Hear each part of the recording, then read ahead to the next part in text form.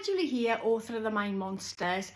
Just wanted to shoot a quick video just to explain how my Mindmonsters books can help younger children of 5 to 8 tackle OCD and anxiety.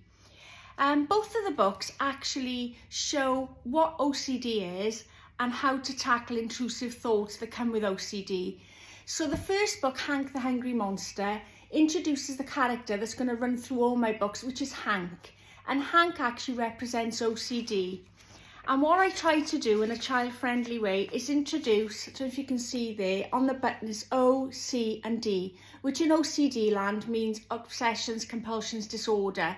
But they mean something slightly different to Hank, orders, commands. I've done it in a child-friendly way. But basically with OCD, what you're looking to do is to actually stop intrusive thoughts, worry and anxious thoughts, develop into compulsions. Compulsions are something that a child will do over and over again in a certain pattern, in a certain way, when they get these thoughts and become really anxious that something bad is going to happen. The disorder bit, the D, is where these thoughts get stuck, and as a result then the child can't resume a normal life. They just go over and over with these thoughts and compulsions.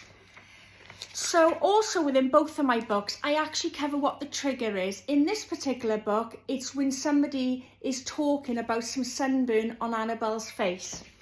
And in my subsequent book then, which is Trixie the Treat Monster, we actually find out that the trigger there was when he actually missed a penalty shot at goal and he felt very embarrassed about how people must have thought that he missed a penalty shot.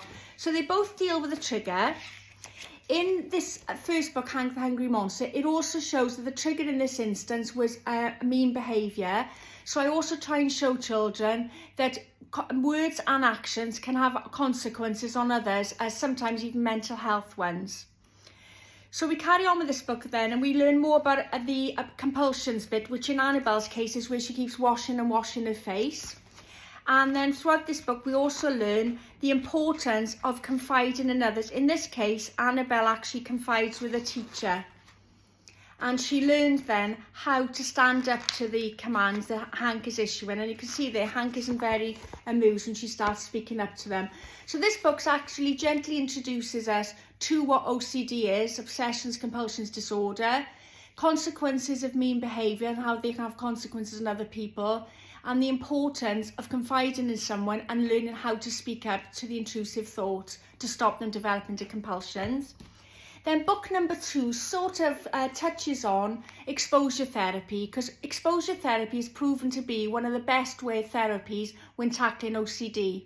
And what it means is to actually expose the child to what they're most uncomfortable with without them then resorting to compulsions. So one of the ways that we found effective when our child was doing exposure therapy was to actually distract the intrusive thoughts, to try and think of something more rewarding and more happy instead. So there we can see in this instance, it's actually counting OCD that Leo has. He counts to 3, 1, 2, 3, 1, 2, 3, when he becomes anxious, in this case about taking penalty shots. And then I introduce a new monster, which is Trixie, and she represents using distraction to try and combat the discomfort they feel around carrying out exposures. So each time that Hank tries to issue a command to count to 3, she quickly intercepts the command by showing something more enticing instead, like in this case it was an ice cream.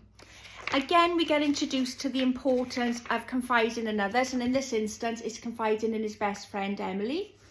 And then she says, well, what if I buy you, so because you see there Hank, he's up to his mischief again, trying to put all these intrusive thoughts to lead to compulsions. And Emily says, well, look, if you don't actually carry out the compulsion, i.e. you don't start counting, then what I'll do is I will buy you a pizza. Okay, so she promises him a nice slice of pizza. And that's what happens when he goes to count to 3. You can see the Hank is trying to put these intrusive thoughts in his mind, but Trixie is quickly intercepting them with the thought of something happier, i.e. a pizza. So at the end then we see, can you see there, Hank is leaving. He's packed up his bags because he's no longer getting anywhere with his commands or his intrusive thoughts. And then Leo has learned to speak up the intrusive thoughts and is enjoying a nice slice of pizza as a reward. Alright, so that's a brief insight onto how you can use my books for 5 to 8 year olds to help not just combat OCD thoughts but also severe anxiety. You can purchase both of my books on my website. If you purchase both together, I do have a 10% discount where you get 2 books for £18.